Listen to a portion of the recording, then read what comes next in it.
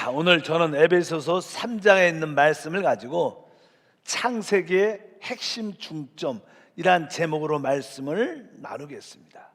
성경 창세기부터 계시록까지 많은 양의 내용들이 기록되어 있습니다. 그러나 그 많은 성경의 내용 중에서 가장 중요한 핵심과 그 중점을 알아야 우리의 신앙생활이 분명해지고 또 하나님의 계시로 말미암아 놀라운 축복을 얻을 수 있습니다. 실제로 성경은 한마디로 생명의 책입니다. 그래서 우리는 성경 안에 그 생명을 영적으로 만질 수 있어야 됩니다. 제가 선교지 있을 때 처음으로 우리가 아주 좋아하는 체리라는 그런 과일이 있지, 과일. 그러니까 보니까 그 중앙아시아가 날씨가 덥고 그러니까 집집마다 이 체리 나무가 이렇게 하나씩 있는 거예요. 체리 나무가. 그래서 야, 난 체리가 이렇게 열리는구나. 아주 봤는데 이 체리에 보게 되면 그 겉에는 아주 껍질도 있고 그다음에 그 안에는 씨앗도 있고 그 씨앗에는 그 체리의 생명의 역사가 있습니다. 모든 과일은 다 마찬가지죠. 보니까 결국 이 과일의 생명의 역사는 그 씨앗을 남기는 것입니다. 그래서 이 체리나무의 가장, 우리 과일나무의 가장 중점은 결국은 열매입니다. 그 열매가 있어야지 그 나무에 어떤 의미와 결과를 가질 수 있죠.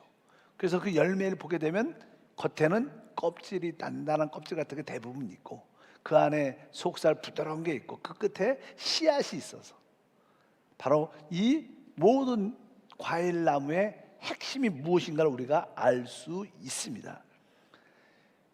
마찬가지로 우리가 성경을 통해서 핵심적인 내용을 안다는 것은 큰 중요한 의미가 있습니다. 워낙 성경은 방대하고 다양합니다. 그래서 일반적으로 이 성경의 내용에 보면 어떤 내용이 있는가? 어떤 역사에 대한, 바로 어떠한 역사를 담고 있습니다. 인간의 창조의 어떤 역사, 우리가 잘 알다시피 그 다음에 인류의 역사, 그 다음에 많은 열국, 열방들, 나라들이 어떻게 세워졌는가, 어디서부터 흘러나왔는가, 이 열국에 대한 그런 역사도 있고 바로 이 땅에서의 하나님 나라 백성이었던 이스라엘의 역사도 기록되어 있고 또 결국 신약에는 교회의 역사를 쭉 설명합니다. 그래서 기본적으로 이 성경은 역사의 책이라고 한 부분적으로 말씀을 드릴 수 있습니다. 그뿐만 아니라 이 성경은 어떤 윤리와 도덕적인 가르침도 참 많습니다.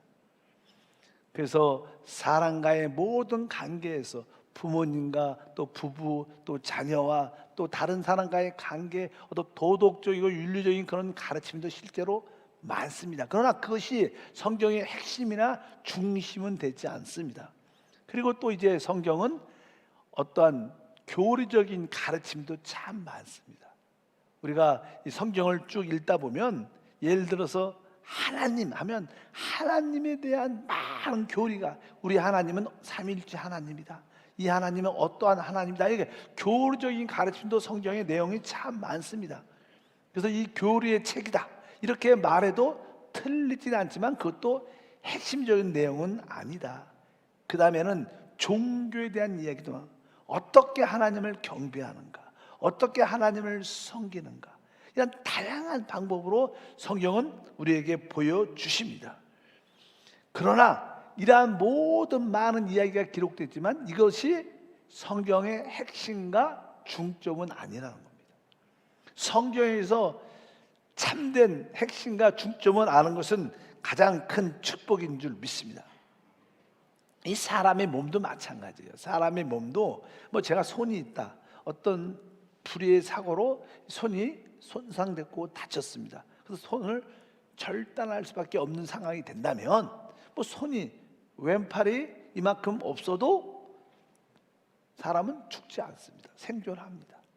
혹시 눈에 이상이 있어서 눈에 대한 문제가 있어도 그 사람은 죽지는 않습니다. 보는 거에 조금 불편함을 느낄 수 있지만 이 사람의 몸에 가장 중요한 핵심이 무엇인가? 그것은 아마 심장일 겁니다. 심장이 만약에 없다면, 심장에 이상이 생기면 사람은 죽어버리죠.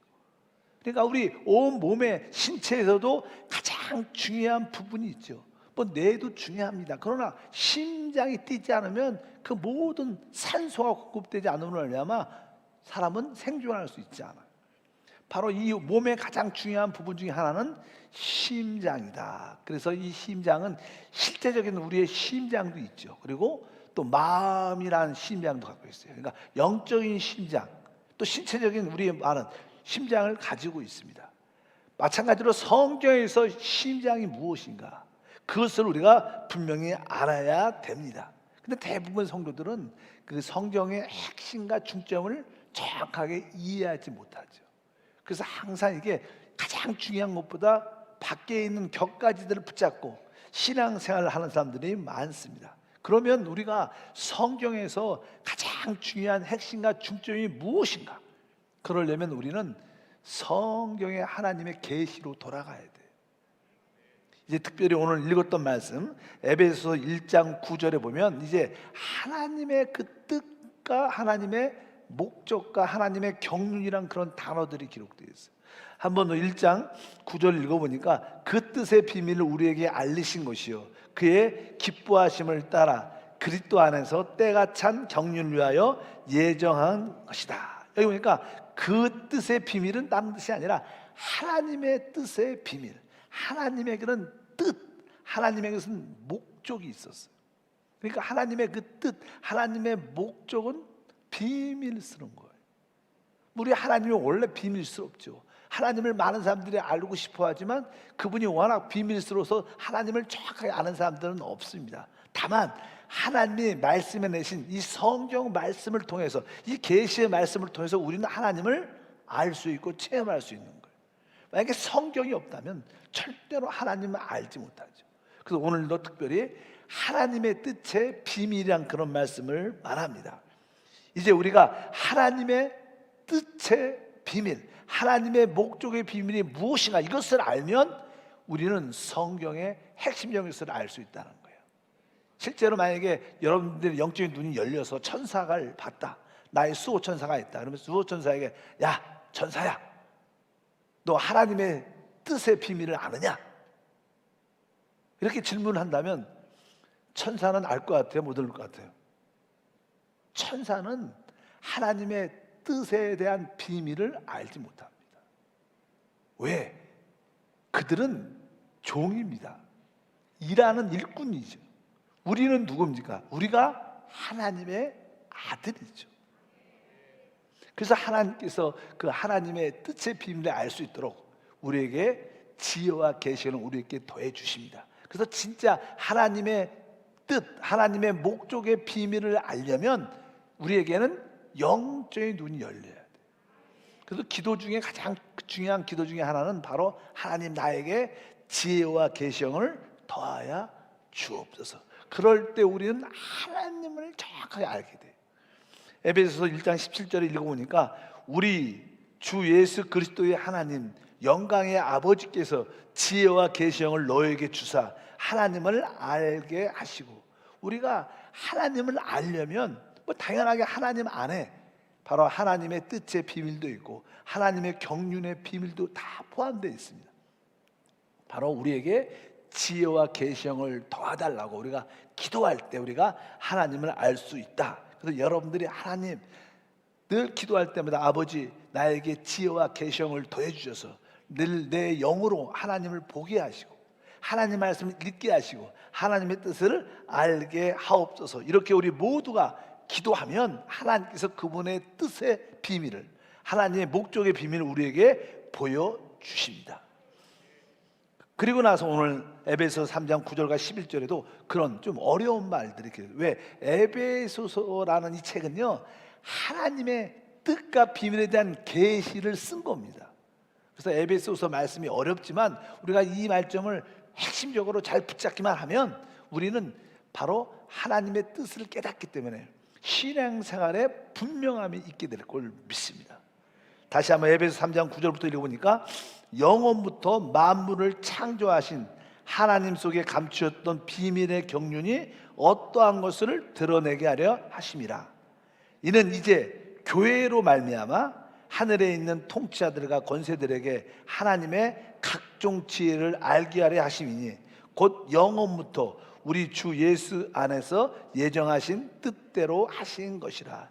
오늘 이 말씀에도 바로 하나님 속에 감춰졌던 비밀의 경륜, 그러니까 비밀의 경륜, 이런 단어에서 아까도 뭐예요? 하나님의 뜻의 비밀, 하나님의 뜻은 목적이라는 뜻이죠. 그러니까 하나님의 목적의 비밀, 하나님의 뜻의 비밀, 이런 단어가 있고, 여기 보면 또 하나니까 비밀의 경륜, 그러니까 하나님의 경륜의 비밀이라는 단어, 순서를 바꾸면 경륜의 비밀, 뭐 비밀의 경륜이나 경륜의 비밀. 이 경륜이 무엇인가? 경륜은 하나님의 행정을 말씀합니다. 하나님은 하나님이 어떠한 뜻을, 목적을 위해서 어떻게 그 일을 행정하시는가, 그것을 어떻게 바로 경영하시는가. 그것은 다른 것이 아니라 하나님의 자신을 우리에게 주시는 방법을 통해서, 하나님의 모든 뜻은 하나님 자신이 우리 안에 오심으로 말미암아 우리 안에서 그분의 뜻을 이루신다. 그래서 신앙생활에서 하나님을 우리 안에 믿고 영접하고 우리 안에 계신 내주하는 그리스도를 따라 사는 것이 하나님의 뜻의 비밀을 알게 되는 것이고, 하나님의 경륜의 비밀을 깨닫게 되는 놀라운 축복과 은혜가 함께할 줄 믿습니다. 바로 하나님의 경륜도 비밀인데, 바로 하나님의 경륜의 비밀을 알게 하신다. 그래서 여러분들이 아주 중요한 오늘 세 단어가 있죠. 바로 하나님의 뜻의 비밀, 또 하나님의 경륜의 비밀, 그리고 하나님의 영원한 목적. 이런 단어가 우리한테 한 번쯤은 마음속에 새겨져야 그 크신 하나님을 우리가 알게 되고, 그분의 그 영광스럽고 위대하심에 감동돼서 우리가 그분을 위해서 기쁨으로 그 나라 그 일을 구하는 그러한 삶을 우리 모두가 살게 될 줄 믿습니다. 오늘 특별히 아까 에베소서 3장에 보면 이러한 모든 하나님의 각종 지혜를 누굴 통해서?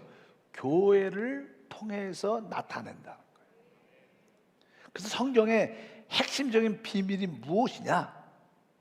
바로 하나님을 하나님을 나타내는 그리스도와 그리스도를 보여주는 교회라는 겁니다.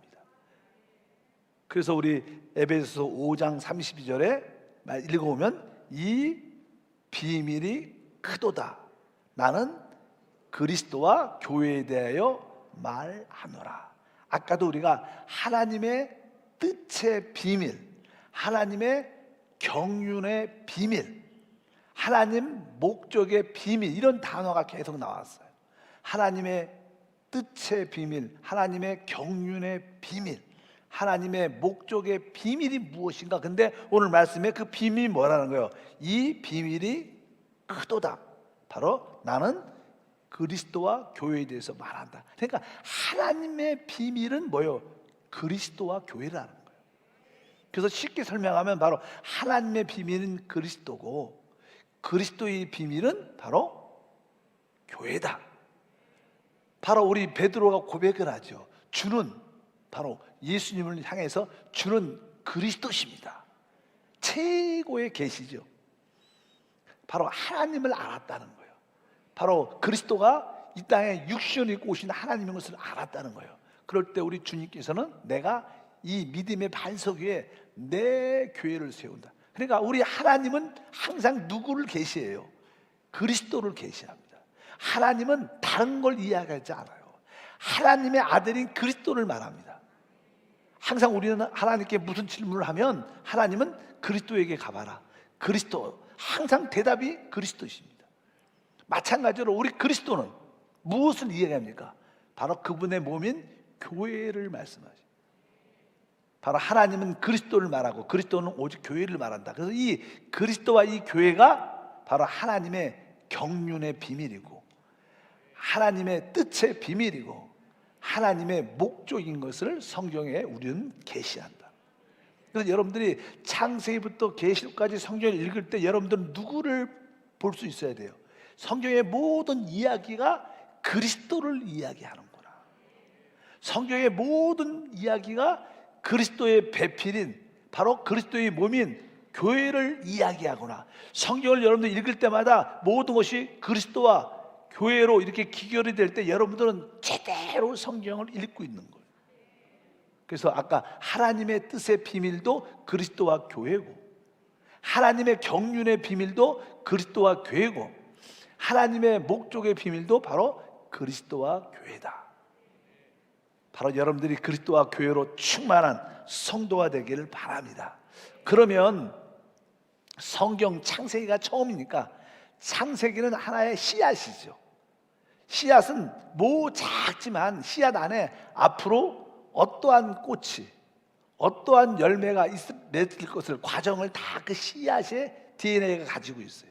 그래서 창세기는 성경의 전체적인 하나의 씨앗이기 때문에 창세기에 나오는 이야기를 보면 무슨 이야기가 나오는 거예요? 대부분 그리스도와 교회를 설명하는 이야기가 있는 거예요. 뭐 출애굽기도 마찬가지죠. 모든 성경은 오직 그리스도와 교회를 우리에게 보여주는 책이다. 그러면 창세기를 쭉 펴보면 1장 같은 경우에 거기에 그리스도에 대한 그런 말씀이 기록되어 있는가? 뭐 이렇게 거기에는 그리스도 이렇게 딱 나오지는 않아요. 그러나 우리는 영적인 그림을 통해서 이것이 그리스도구나, 이것을 알 수 있다는 거예요. 창세기 1장에서 하나님의 창조에서 가장 핵심적인 것은 하나님의 사람을 창조했다는 거예요. 바로 여러분과 우리를 창조했다는 거예요. 근데 하나님이 이 사람을 창조할 때 어떻게 창조합니까? 하나님의 형상대로 사람을 창조해요. 우리가 창세기 우리 1장 26절 27절 읽어보면 그렇게 써 있습니다. 우리가 하나님이 이르시되 우리가 우리의 형상을 따라 우리 모양대로 우리가 사람을 만들고, 하나님이 자기 형상 곧 하나님의 형상대로 사람을 창조하시되 남자 여자를 창조하셨다. 하나님께서 삼일째 하나님께서 신격 회의를 통하여 우리가 우리의 형상을 따라 사람을 만들자. 그리고 그렇게 회의를 하셨고 또 그것을 실행하셨죠. 그래서 아까 27절에 보니까 하나님의 형상대로 사람을 창조했다. 그러니까 하나님의 형상, 따라합시다. 하나님의 형상. 성경에 하나님의 형상이란 단어가 신약에 쭉 기록되어 있습니다. 골로새서 1장 15절에 보면 그는 보이지 아니하는 하나님의 형상이요, 이렇게 나와요. 그러니까 하나님의 형상이 누구라는 거예요? 여기서 말하는 그는 그리스도를 말해요. 그리스도는 보이지 않는 하나님의 형상이시다. 그러니까 이 사람이 하나님의 형상대로 만들어졌다는 것은 사람이 누구의 형상대로 만들어진 거예요? 그리스도의 형상을. 왜? 이 하나님의 형상은 누굴 말하는 거예요? 그리스도를 말하는 거예요. 그래서 사람은 그리스도를 같이 그리스도가 우리 안에 받아들일 수 있도록 만들어진 거예요. 그래서 우리가 주 예수를 믿고 그러면 그분은 우리 안에 오셔요. 왜? 우리는 그리스도를 닮기 위해서 그분의 형상대로 만들어요. 그리스도가 바로 하나님의 형상이고 내 안에 하나님의 형상이 있으니까 바로 그래서 그분이 내 안에 오시고, 그래서 그분이 내 안에서 내주하면서 우리 안에서 그분이 사시는구나. 바로 하나님의 형상은 누굴 말하는 거? 그리스도를 창세기 1장부터 우리에게 보여주고 계시하시는 줄 믿습니다. 근데 이 형상이라는 것은 이렇게 어떠한 외적인 그런 요소가 많이 있죠. 사람이 어떠한 무엇을 만들어도 그 안에 외적인 요소도 중요하지만 중요한 것은 그 내적인 실제의 존재가 중요한 거예요. 그래서 이 그리스도가 사실은 이제 우리의 하나님의 형상일 뿐만 아니라 그분이 우리의 어떻게 안에 들어오셔야 됩니다. 그래서 이제 성경의 핵심적인 내용은 생명이라는 단어인데, 이 창세기 이제 2장에 보게 되면 이제 생명이란 그런 단어가 나타나죠. 그래서 우리가 한번 하나님 말씀을 보면 창세기 2장 9절에 야외에 하나님이 그 땅에 보시기에 아름답고 먹기에 좋은 나무가 나게 하시니 동산 가운데는 무슨 나무가 있어요? 생명나무란, 생명이란 그런 단어를 보여줘요. 이 생명나무가 무엇을 말하는가? 뭐 성경에 예수님이 내가 곧 길이요 진리요 내가 생명이다 이렇게 말하죠. 그러니까 이 생명은 누구를 말하는 거예요? 바로 그리스도를 말하는 거예요. 하나님은 하나님의 형상대로 우리를 창조하셨고 이제 하나님의 형상대로 창조한 우리 안에 바로 생명이신 그리스도가 우리 안에 영접되기를 원하신다. 우리의 운명은 무엇인가? 바로 그분을 우리 안으로 영접하는 거예요. 그리고 바로 그분을 사는 것이 우리의 운명입니다. 하나님 우리를 그렇게 만드신 거예요. 여러분들이 원하든 원치 않든 여러분들이 바로 우리의 생명 되시는 그분을 영접하지 않으면 우리 인생은 공허합니다. 텅 빈 것입니다. 순간적으로 뭐 내가 사회적인 지위와 명예와 돈도 많다고 떵떵거릴지 모르지만 그 깊은 곳에 들어가면 자기도 알아요. 내 깊은 곳에 텅 비어 있다. 왜? 그분이 생명으로 오셔야 됩니다. 그래야 하나님의 뜻이 이루어질 수 있기 때문에. 그래서 성경에서는 바로 그리스도를 우리의 생명이다 이렇게 말합니다. 우리 한번 골로새서 3장 4절에 보면 우리 생명이신 그리스도께서 나타나실 그때 너희도 그와 함께 영광 중에 나타나리라. 여기 뭐 우리 생명이신 그리스도, 바로 우리가 하나님의 형상을 가지고 있고 바로 우리의 생명이신 그리스도를 우리 안으로 뭐에게 받아들일 수 있다는, 바로 우리 안에 계신 내주하는 생명이신 그리스도를 우리 안으로 받아들이는 거예요. 성경에 나오는 이 생명이라는 것은 그리스도를 의미합니다. 그리고 그분이 어떻게 우리의 내적인 생명이 되시는 거예요. 바로 우리 하나님의 형상대로 우리는 그분을 에 의해서 창조될 뿐만 아니라 내적 생명이신 그리스도를 우리 안에 담게 되어 있어요. 따라할까요? 하나님의 형상이신 그리스도, 우리의 내적 생명이 되신 그리스도, 형상이신 그리스도와 내적 생명이 되신 그리스도가 바로 어떻게 우리 안에 오시는 거예요. 이것이 하나님의 놀란 비밀의 경륜이고 하나님의 뜻의 목적을 위한 하나님의 비밀스러운 말씀들입니다. 이것을 우리가 제대로 깨달을 때 우리는 신앙생활을 하게 될 것입니다. 그뿐만 아니라 창세기 아까 1장은 하나님의 형상이라는 단어가 그리스도를 의미하는 거예요. 또 2장에서 생명나무 할 때 그 생명이라는 단어가 그리스도를 의미하는구나. 또 3장에 보면 또 하나의 그리스도를 설명은 중요하니까 또 하나의 설명은 중요한데 그것이 창세기 3장 15절입니다. 아담과 하와는 타락을 하죠. 그런 가운데 두려움 가운데 있을 때 하나님 그를 심판하러 온 게 아니라 그를 구속하기 위해서 오셨어요. 그를 구원하기 위해서 오셨어요.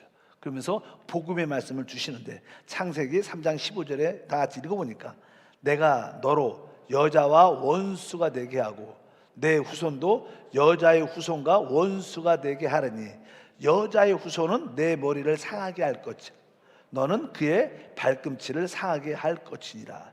여기서 보니까 뭐래? 여자의 후손 이런 단어가 나와요. 따라합시다. 여자의 후손. 그것은 여자의 씨란 뜻, 여자의 씨를 통해서 온다는 거예요. 여자의 씨. 우리 그리스도는 남자의 씨로 태어나지 않고 여자의 씨라는 뜻은 바로 그분이 죄 없이 이 땅에 오신다는 뜻을 갖고 있어요. 그러니까 이 여자의 후손은 무엇을 행하시는 그리스도예요? 바로 뱀을 깨트리시는, 멸망시키는 그리스도입니다.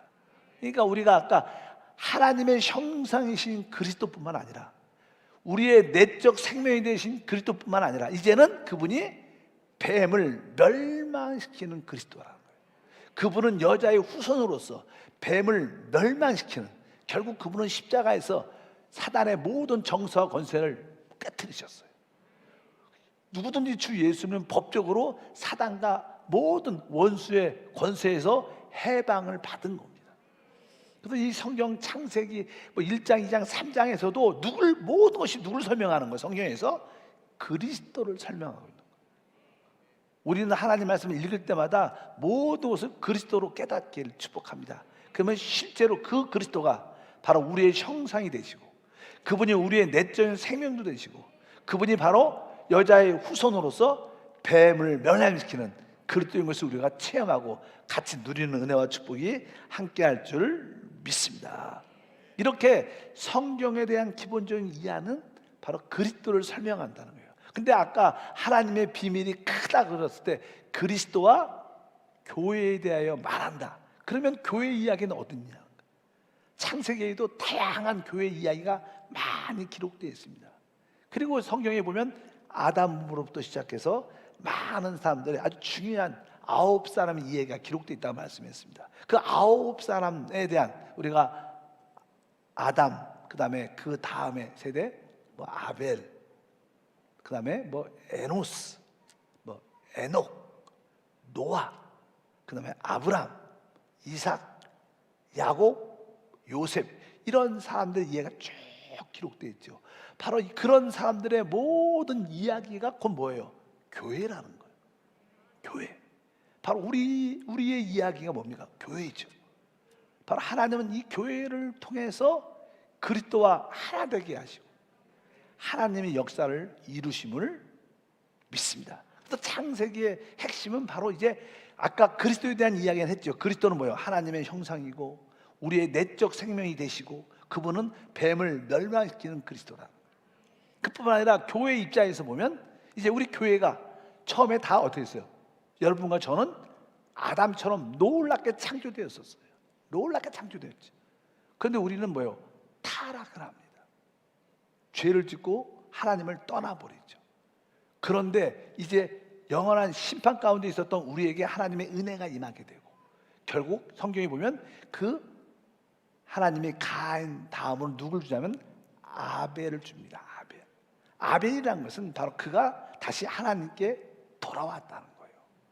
우리도 한때는 다 하나님에 의해서 창조됐지만 타락함으로 하나님을 다 잃어버렸습니다. 근데 우리는 다 아벨이 돼서 다시 어떻게 하나님께 돌아온 거예요. 회복된 줄 믿습니다. 바로 여러분과 저는 그런 기억이 있죠. 나도 하나님을 알지 못했고 하나님과 상관없던 사람인데 하나님의 은혜로 말미암아 하나님께 다시 돌이켜져서 우리 모두가 회복된 줄 믿습니다. 그런 의미에서 우리는 다 아벨 같은 존재입니다. 이제 하나님께 돌아와서 우리는 에노스처럼 우리 자신을 알죠. 하나님, 나는 진짜 연약한 사람입니다. 하나님을 제대로 아는 사람들은 자기의 연약함을 알죠. 그래서 여러분들이 나의 연약함을 내가 인정합니다. 나는 에노스처럼 약합니다. 그래서 나는 주님이 필요합니다. 주 예수여, 나와 함께 하옵소서. 순간순간 계속 야의 이름, 바로 주 예수님을 부르는 게 바로 우리 에노스라는 사람의 체험이다. 이것이 우리 교회 생활이에요. 이것이 교회 생활이죠. 나는 이제 하나님의 은혜를 말미암아 아벨처럼 하나님께 돌이켜졌고 이제 믿음의 생활을 할 때마다 나는 너무나 연약하니까 계속 주 예수를 부르면서 주님에게 우리의 모든 필요를 구하면서 우리는 살아갑니다. 여러분들이 순간순간 주 예수 이렇게 순간순간 무엇을 하는데 주님 나는 부족합니다. 주 예수, 그분을 계속 영원하게 계신 그분을 지속적으로 순간순간 부른다면 여러분들은 사실 계속 주님과 접촉이 되는 거예요. 연결되어 있는 거예요. 그러니까 그것이 생활이 뭐예요? 그것이 바로 하나님과 동행하는 거예요. 그래서 바로 그 다음에 사람은 누구야? 에녹이 돼서 하나님과 동행하는, 그것이 우리 교회는 어떤 곳인가? 하나님과 동행하는 자. 우리는 다 아벨로서 우리 연약함을 깨닫고 주님을 계속 부르면서 또 한편적으로 우리는 이제 주님을 순간순간 부르니까 주님과 늘 함께하는 생활이 되죠. 바로 그것이 바로 에녹의 생활인 줄 믿습니다. 바로 이것이 뭐예요? 교회입니다. 우리 모두가 하나님과 동행하는 그런 삶을 지금 살고 있습니다. 하나님과 이렇게 동행을 하다 보면 그 다음에 사람이 누구냐? 잘 아는 노아입니다. 노아는 결국 이 세상의 심판 후에 새로운 세대를 갖고 오면서 그는 하나님의 통치와 다스림을 갖게 됐죠. 여러분들이 하나님과 동행을 하게 되면 노아처럼 바로 하나님의 통치와 다스림을 체험하는 은혜의 역사에 동참하게 돼요. 여러분 삶 가운데 하나님의 통치와 다스림이 나타날 줄 믿습니다. 그래서 바로 노아의 그런 생활을 쭉 하면서 우리는 아브라함의 하나님을 만나죠. 아브라함은 너무나 잘 알다시피 그는 믿음으로 의롭다함을 받았어요. 그래서 그는 모든 것을 믿음을 통해서 하나님께 영광을 돌렸다는 거예요. 그래서 아브라함은 믿음을 통해서 의롭다함을 받았고, 이삭은 그도 믿음과 순종을 통해서 아버지의 모든 기업을 상속받은, 은혜로 상속받은 자예요. 아브라함도 믿음으로 의롭다함을 받았고, 이삭은 믿음으로 아버지의 모든 기업을 은혜로 상속을 받게 되죠. 그리고 나서 세 번째 사람은 우리가 잘 아는 야곱이죠. 야곱도 역시 믿음으로 하나님 안에서 변화를 받게 돼. 그가 깨어지고 부서지면서 점점 진짜 남을 축복하는 자. 결국 그 생활의 최고의 관건은 바로 그의 아들 요셉이 되는 거예요. 결국 요셉은 바로 하나님의 총리로 온 땅을 총리 다스리는 자가 되는 것이 창세기에 대한 이야기죠. 바로 그 9사람들의 이야기가 누구의 이야기냐? 여러분과 저, 우리 교회의 이야기예요. 아까 그리스도가 있었고 거기에 버금다는 교회가 함께하는 것입니다. 그래서 성경을 읽을 때마다 항상 여러분들은 오직 그리스도에 대한 관심, 그분의 몸된 교회를 붙잡으면 여러분들은 정도를 갑니다. 그 외의 신앙은 대부분 격가지입니다. 거기에서도 도덕적인 윤리적인 가르침도 있고 종교적인 행위에 대한 가르침도 있고 여러 가지 교리의 가르침도 있습니다. 하물며 인류의 역사, 바로 열방의 역사, 이스라엘의 역사, 교회의 역사에도 가르침도 많이 기록되어 있습니다. 그러나 그것이 주된 게 아니라는 거예요. 성경의 핵심 중점이 무엇이냐? 바로 그리스도와 교회다. 여러분들이 그리스도와 교회를 깨달을 때 바로 하나님의 뜻의 비밀을 알게 되고, 하나님의 경륜의 비밀도 알게 되고, 하나님 목적의 비밀도 알게 되는 것이다. 그래서 그리스도를 알고 교회를 알면 우리는 최고의 지혜와 지식의 보화를 갖게 되는 거다. 여러분 심령에 그리스도와 교회로 조성되길 주님을 축복합니다. 지금 우리 한세교회 성도들을 보면 그리스도로 계속 조성되어 가고 있어요. 하나님 몸된 교회로 조성되어 가기 때문에 여러분들은 신앙이 뜨겁고 살아 있습니다. 또 여러분들은 실제로 그리스도의 몸의 지체입니다. 무조건 예수를 믿는다고 그리스도의 몸의 지체가 되는 게 아니죠. 바로 하나님의 이러한 계시와 생명의 역사를 알고 내 그리스도와 하나됨을 확신할 때 우리는 자연스럽게 몸의 지체로서 하나님의 뜻을 이루는 역사가 우리 가운데 충만할 줄 믿습니다. 앞으로 우리가 하나님 말씀을 공부하겠지만 여러분들은 바로 성경의 전체적인 성경의 핵심 주제, 그 중점이 무엇이냐? 그것은 다른 게 아니라 오직 그리스도와 그분을 표현하는 교회구나. 이 비밀이 우리 가운데 역사되길 바랍니다. 특별히 사도 바울은 에베소를 기록하면서 남편과 아내에 대한 설명을 쭉 합니다. 아내들이여 남편에게 복종하라. 남편들아. 그러면서 주께서 자기 자신을 바로 교회에게 주신 것처럼 자기 아내를 사랑하라. 그러면서 이 바울의 마음에는 남편과 아내 이야기를 쓰지만 사실은 바울의 마음에는 누구와? 그리스도와의 교회의 관계가 이렇다는 거예요. 우리 남편과 이 땅에서 아내는 하나의 그림자죠. 그림자. 이 땅에서 있을 때 여러분들에게 하나님이 동역자로 붙여준 그림자입니다. 진짜 우리가 다음 시대에 가면 주님이 오시면 그분이 우리의 남편이게 됩니다. 바로 우리는 그분과 함께 동역자가 되고 그분과 하나 되는 체험을 하게 되죠. 이 땅에서 사랑하는 남편과 아내가 체험하는 최고의 축복과 친밀함과 모든 관계는 앞으로 진짜 우리가 누릴 수 있는 그리스도와 우리의 관계에서 설명이 되는 거예요. 우리가 말로만 그리스도가 우리의 신랑이다 이렇게 말하면 그 관계가 설명이 어렵죠. 그게 추상적이고 하나님과 나와 관계가 어떤가 잘 모르는. 그러나 우리가 남편과 아내의 관계를 통해서 둘이 한 몸이 되고 서로 사랑하고 서로 존경하면서 하나가 될 때 최고의 축복이 있는 것처럼, 은혜가 있는 것처럼 바로 앞으로 우리에게 체험될 그 뜻이 그리스도와 교회라는 거예요.